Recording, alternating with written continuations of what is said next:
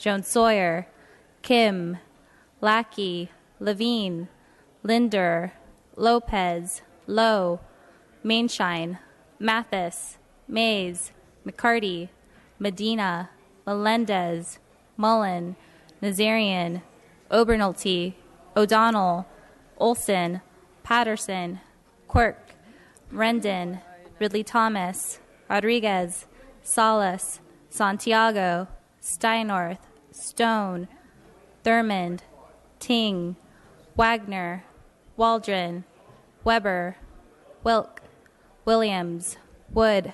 Madam Speaker.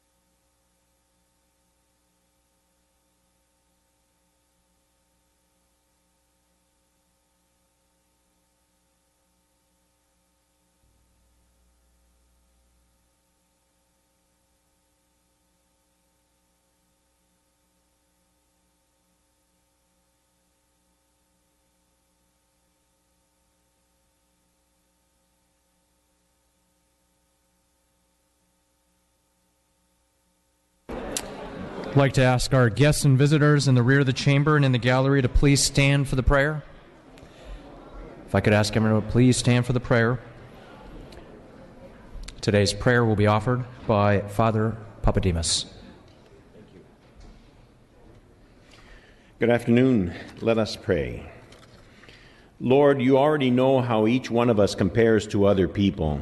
There is no point in giving you a list of our strengths. Instead, help us focus on being honest with ourselves and with you. Guide us to look past our good points only in order to seek your help in addressing our faults. For that is the path to what you seek, a humble heart. Amen. I'd like to ask our guests and visitors to please remain standing and join us for the flag salute. Please join Assemblymember Stone as he leads us in the pledge. Members, I pledge allegiance to the flag of the United States of America and to the republic for which it stands, one nation, under God, indivisible, with liberty and justice for all. You may be seated. Reading of the previous day's journal. Assembly Chamber, Sacramento, Wednesday, February 17, 2016. The assembly met at 7 a.m. Honorable Mr. Cheryl Holden Brown moves and Mr. Mays seconds that the reading of the previous day's journal be dispensed with. Presentation of petitions, there are none. Introduction and reference of bills will be deferred. Reports of committees will be deemed read and amendments deemed adopted. Messages from the governor, there are none. Messages from the Senate, there are none. On now to motions and resolutions. First to absences. For personal business, Assemblymember Chang. Moving now to procedural motions. Mr. Holden, you're recognized for your motions.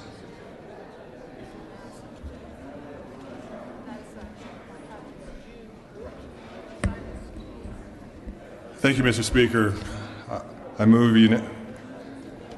I request unanimous consent to suspend Assembly Rule 118 and allow Assembly members Burke, Kansan-Chu, Lopez, Brown, and Mathis to have guests and photographers on the floor today. Ms. Lopez guest will be seated at her desk for the introduction. Without objection, that request is granted. Mr. Speaker, I request unanimous consent to suspend Assembly Rule 45.5 and allow Speaker Atkins and Assembly members Bloom, Gaines, Lopez, Mathis, and Wagner to speak on adjourned memory today. Without objection, that request is granted.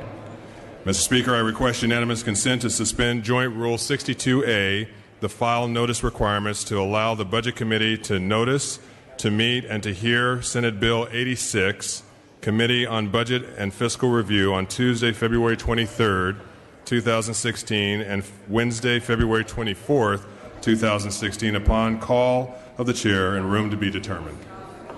Without objection, such shall be the order. Thank you, Mr. Speaker. Thank you. At this time, we're going to move to our guest introductions. Colleagues, if I could ask you to please keep your conversations to a minimum. Thank you very much. I'd like to first ask Assemblymember Stone for his guest introduction. Thank you, Mr. Speaker. Members, up in the gallery behind me is the comparative government class, the AP class from Georgiana Bruce Kirby School in Santa Cruz. If you have questions about the differences between the parliamentary system and our system, if you want a comparison between the system in South Africa and Mexico, they can explain it. Give them a warm assembly welcome, please.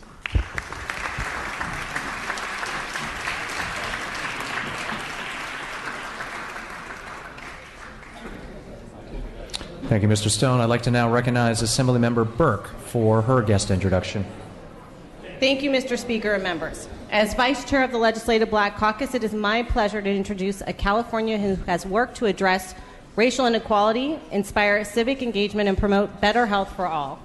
His story is one of triumph over adversity. Born and raised in North Philadelphia by a single mother, Kevin Hart is truly an example of perseverance. As a young man, he used his natural ability to make people laugh as a coping mechanism to deal with his family struggles and to stay out of trouble. After attending Temple University, he was a shoe salesman and performed at amateur nights in various clubs throughout Philadelphia, eventually making a name for himself in New York City. I think we all know the rest of his story from there. He's graduated from clubs to sold-out shows at arenas, including the Forum and the 60-Second. With every stop on the tour, he takes the time to connect with the community. Through his Run with Heart program, he's promoting wealth, physical activity that engages all of his fans. Little does he know I was right there behind him in the run that he had in Venice. Members, please welcome an award-winning actor, writer, producer, philanthropist, and the funniest person in show business, Mr. Kevin Hart.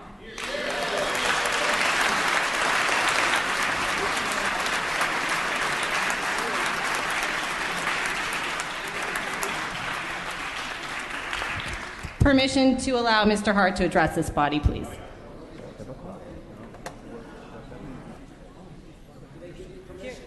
They haven't yet. Do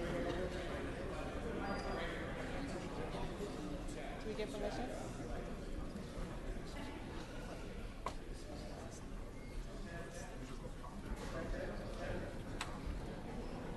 We're waiting for the Speaker's approval for that.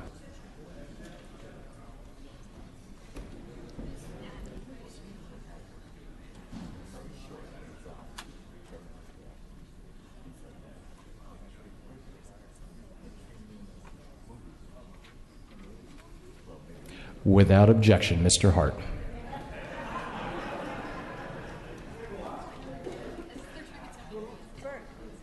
Check, check. Oh, I got it.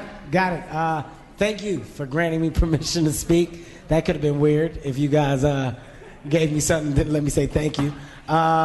It's always good to be noticed, man. More importantly, for something that's this good. Humbly, guys, I genuinely thank you from the bottom of my heart. This is big. This is a day now that cannot be forgotten, simply because it's a day to be remembered by not only myself, but the guys who are with me that helped me get to the position that I am in life right now. You can't do it by yourself. So I can only tell you that I will continue to do what I do to the best of my ability, and hopefully do more so you guys can get me to come back here a lot more times and give me more cool stuff like this. This is big, though. Thank you guys so much. I appreciate it. Thank you.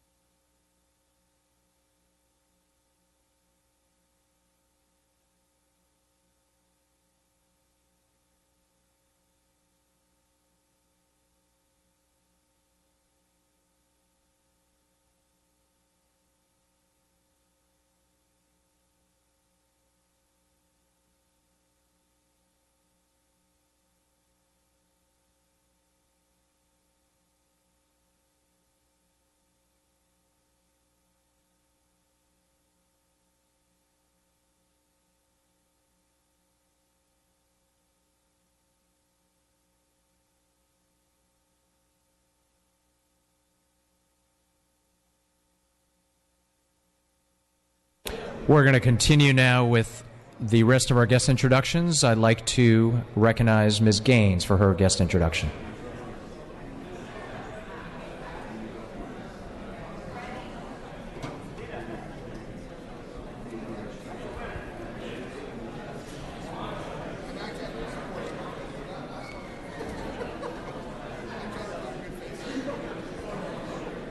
Ms. Gaines.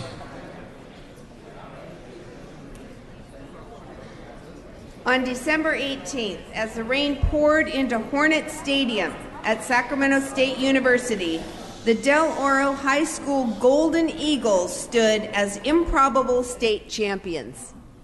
Capping off a season that began with a 2-6 record, the Golden Eagles triumphantly reeled off 8 consecutive wins and then went on to defeat an unbeaten Ventura County Camarillo High School team to claim the CIF Division II state championship title. Del Oro has made the community of Loomis very proud. Del Oro is the first Sac Joaquin team to reach a CIF Bowl 3 times. They joined Grant, Granite Bay, and Folsom as Sac Joaquin teams to win a state championship. Led by Coach Casey Taylor, the Golden Eagles demonstrated the leadership, teamwork, and will to win that I'm proud to represent in the 6th Assembly District. Please join me, members, in welcoming the state champion Del Oro Golden Eagles to the Assembly chambers. They're sitting up here.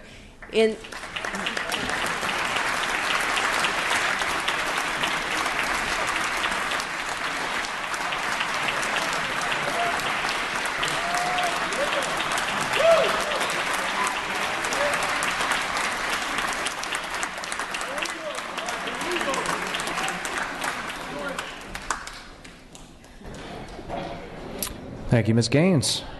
Moving now to Mr. Mathis for his guest introduction.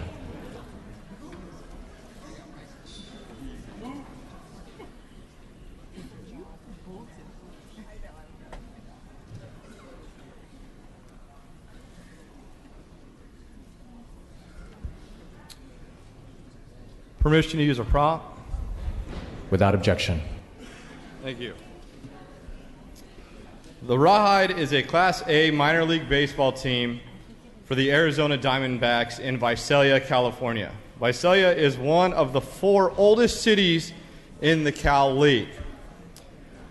In the 2009, the team announced a name change to the Visalia Rawhide, representing one of the richest agricultural regions in the world and the top dairy producing area in the country. For the previous 14 seasons, the team was known as the Oaks. The Rawhide has been affiliated with numerous major league franchises.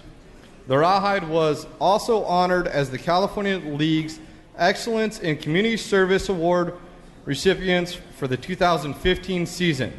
The club's efforts include partnering with the National Character Counts program, where Rawhide players present to local student athletes on being people of character both on and off the field.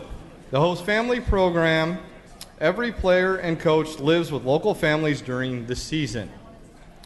Tipper's Reading Club, which encourages over 20,000 students to read in 2015 by providing free tickets for completed goals and hosting large fundraisers with themed jerseys for the Fallen Firefighters Foundation and Relay for Life.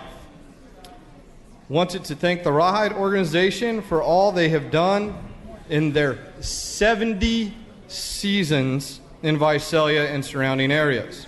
Also wanted to introduce past owner Stan Simpson and his lovely wife, Wendy. Thank you to the representatives from Rawhide, John Bueno, Community Relations Manager, Jill Webb, Executive Assistant. Please come and join us after Floor to celebrate Rawhide with cake, coffee, pictures with Tipper the Bull, and we will be in the Willie Brown room. Thank you.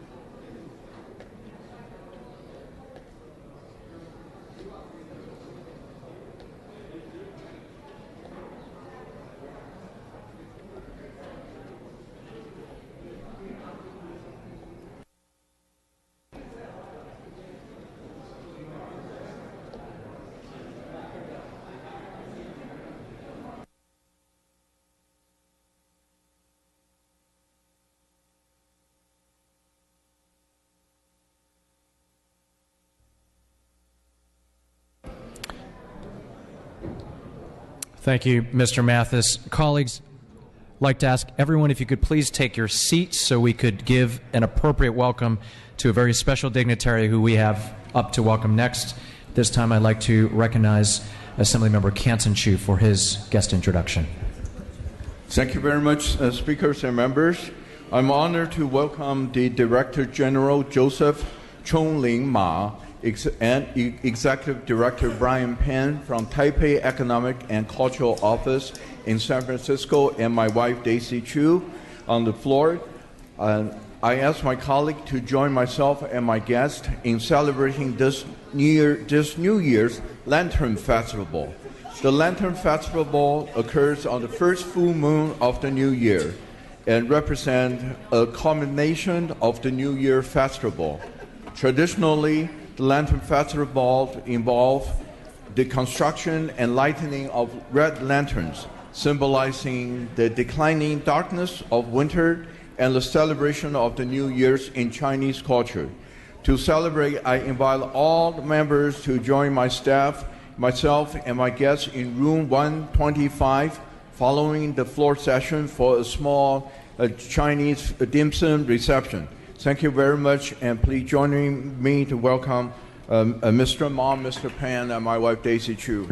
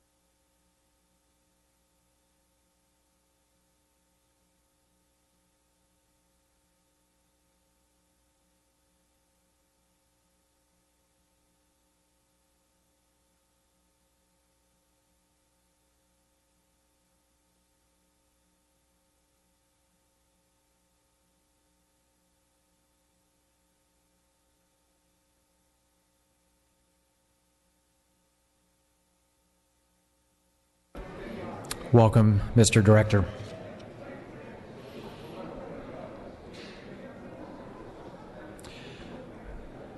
Moving to our next guest introduction, I'd like to recognize Assemblymember Lopez for her introduction. Thank you, Mr. Speaker and members. Today I had the pleasure to have with me my daughter, Patricia, and my two granddaughter, Alina. Please join me. Welcome to my family.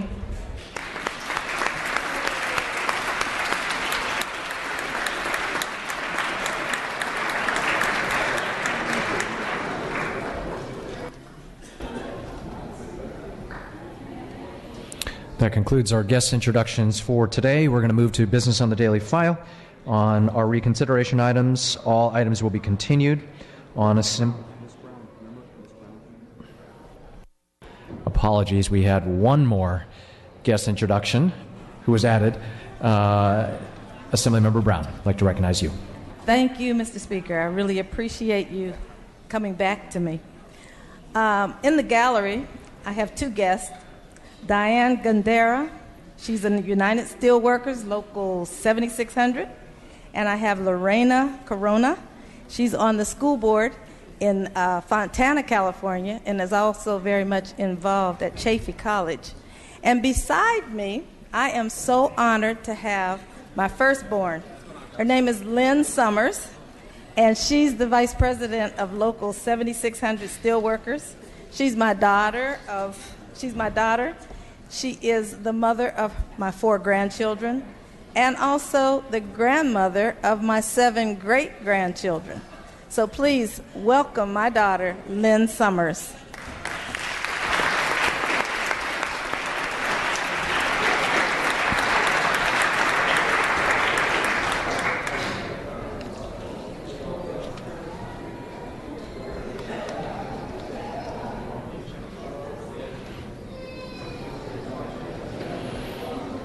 Thank you, Ms. Brown. Now going back to business on the daily file.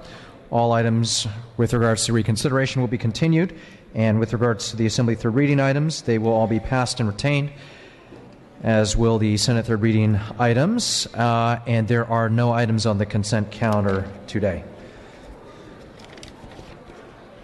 This time we're going to now move to announcements and adjournments in memory. We have a number of members that were granted prior permission to speak on and adjourn in memory. Members, at this time I'd like to ask all of you to please take your seats for the adjournment. Colleagues, I'd like to ask you to please take your seats for the adjournment.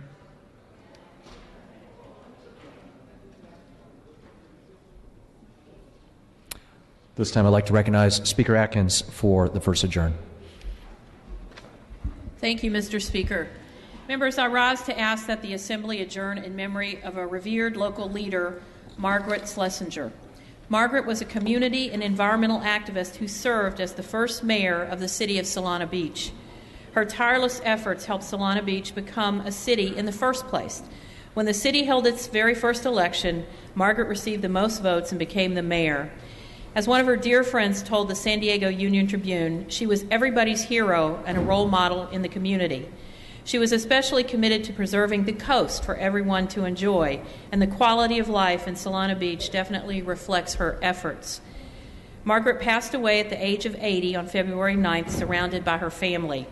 I would ask you to join me in sending our thoughts and our prayers to her husband Patrick, her son Pat, daughter Ann, and her 5 grandchildren. I know they're all very proud of all that Margaret achieved on behalf of the community that she loved so much. Thank you for letting me share that with you today. Thank you, Madam Speaker. I'd like to recognize Mr. Bloom for his adjournment. Thank you, Mr. Speaker. Members, I rise to adjourn in the memory of Judge Daniel Brenner, a teacher, civil servant, and respected judge who tragically died after being hit by a motor vehicle just this past week. Judge Brenner received his bachelor's, master's, as well as his JD from Stanford University, and over the course of his career became known as an expert in communications law. His writings have appeared in many notable law reviews and have been cited by multiple courts, including the U.S. Supreme Court. Judge Brenner worked in both the public and private sector. He led the legal department of the National Cable and Telecommunications Association for 17 years and also worked as a key staffer and advisor to 2 Federal Communications Commission chairmen.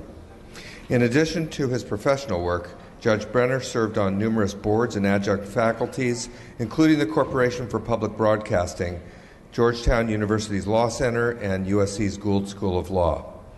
In 2012, Judge Brenner was appointed to the Los Angeles County Superior Court by Governor Jerry Brown. And Judge Brenner will be remembered for his lasting impact on the communications law field and will be sorely missed by his family, friends, and colleagues. Thank you.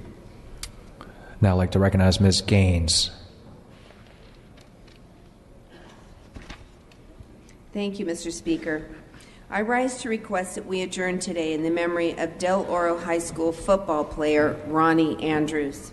Ronnie was born in Honduras and lived there until he was 9 years old when his family immigrated to the community of Loomis, where he became an All-American student athlete. Ronnie played both offensive guard and defensive tackle for the state champion Del Oro Golden Eagles football team. Teammates and friends describe Ronnie as a sweet, smart, funny, intelligent, and strong-willed guy. He was fluent in Spanish as well as English, and he was planning to visit his home country after graduation. He also planned to join the Air Force after returning. Ronnie was tragically killed in a car accident on January 16th. He is survived by his mom, dad, and his older brother. Ronnie's legacy as a friend and a teammate will be felt by the community of Loomis for years to come. I ask this body to please adjourn in memory of Ronnie Andrews. Thank you, Ms. Gaines. I'd like now to recognize Ms. Lopez.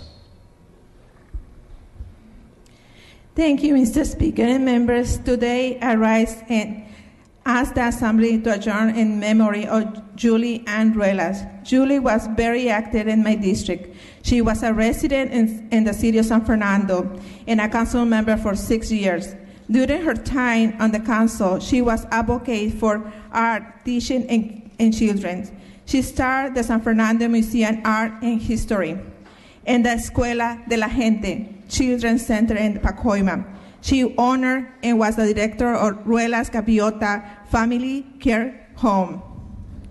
She was a parent-educated teacher in Los Angeles Unified Schools and taught children development for 20 years in Mission College. When she was not working with families, children, and students, she found the time to work in the murals, found great money for community programs volunteering. She was a passionate helping community. The legacy and field has walked through the city of San Fernando. And I want to say my story. I met Julie Ruelas in Mission College, and she had the faith in me. And for me, it's really important to recognize her because she was a woman of integrity, passion, and dedicated. It was my role model, my mentor. I ask today we adjourn in memory. Thank you, members. Ms. Lopez, I understand you have a guest introduction you'd like to make. Yes, thank you, Mr. Speaker. Today, I'm honored to have the family Julie Ann Ruelas with us today. Please join me to welcome in her mother, Mrs. Elvira Orozco, her husband, Joe Ruelas, her brother, Manuel, and her three children, Camila, Iris, and Joseph. A group of friends also are in the gallery. Welcome them too. Thank you.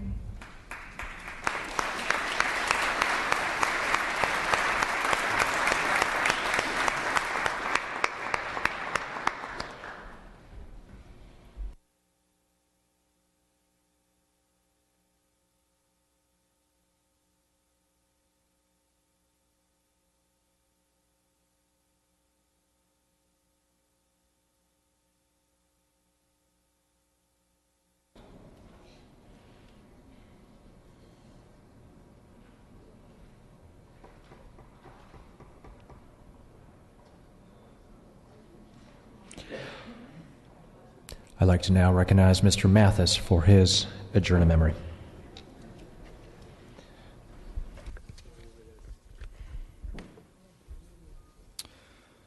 The world lost a great man on January 30th, 2016. Manuel Toledo was a United States Army veteran of World War II and an active member of the National Guard for 19 years. Manuel passed away peacefully at the admiral age of 97 years old. He was surrounded by his loved ones, was sustaining several injuries during his time served at war. He worked hard and continued to put up a fight for veterans until the day he passed. He was the founder of AMVETS Post 56 and a key instrumental helper in opening the Veterans Clinic in Tulare, California. He was originally from and raised in Tipton, California, but he spent the majority of his life as a lively resident of Tulare. Manuel was a man known by all for his strong integrity, giving spirit, kind heart, and veteran advocacy work. He was among the 69 World War II veterans whom took the first honor flight to Washington, D.C. In early years, Manuel showed to be a loyal and hard worker, dedicating his time as a young boy to help his father on the family dairy. This devotion to helping his family caused him to miss much of school. However, in time, he was awarded an honorary high school diploma from the Tulare Union High School, class of 1938. Manuel married his sweetheart, Lori Thomas, and they were married for 73 memorable years. After his service, Manuel worked as a jeweler in Tulare, and within a few years, he and his wife bought the store. They continued to own Toledo's jewelry store for 62 prosperous years. Along with donating his time, Manuel donated prized military memorabilia, which he had collected himself through his service years, to the Tulare Historical Society. During his lifetime, he obtained a vast amount of awards and honors for his drive and continuous help for veterans and his genuine compassion to everyone whom he met. Manuel lived a long and active life, and we are proud to have had such an honorable resident in Tulare. Thank you. Our final adjournment will be offered by Mr. Wagner today. Thank you, Mr. Speaker and members. Regardless of where you sit on the political or legal spectrum, whether you're a conservative or a liberal, and an originalist or a living constitutionalist, if you were involved in public policy over the last 30 years, you had to deal with the thinking, the scholarship, and the wit of Justice Antonin Scalia. And regardless of your position on the great legal questions facing America today, I think in fairness you have to recognize, with the passing of Justice Scalia, regardless of what you thought of his jurisprudence, truly America lost a dedicated public servant. Justice Scalia's passion, besides his family, was the United States Constitution. He remained faithful to his view of the Constitution and to his understanding of the vision of the founders in all that he did on the court, whether writing a majority opinion or writing one of his famous scathing dissents.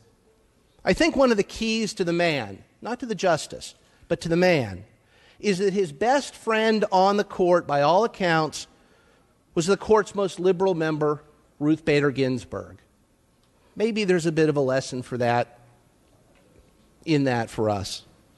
And I think a key to the justice and his outsized influence in American law is the battle to replace him that is shaping up in Washington as we speak. Let's leave that battle for another time and another place. Today, please join me in paying respect to a legal titan and patriot. I ask that we adjourn in the memory of Justice Antonin Scalia. Members, please bring all names to the desk to be printed in the journal. All requests to adjourn in memory will be deemed read and printed in the journal. Moving now to announcements. All members must file their annual statement of economic interest forms by Tuesday, March the 1st. I want to note that the Form 700 needs to be submitted to the Chief Clerk in room 3196 by 5 p.m. This deadline is for members. Designated staff must file by April the 1st. Have another announcement on the conference committee for AB1 and SB2 in the second extraordinary session. We'll be meeting today at 3 p.m. in room 4203.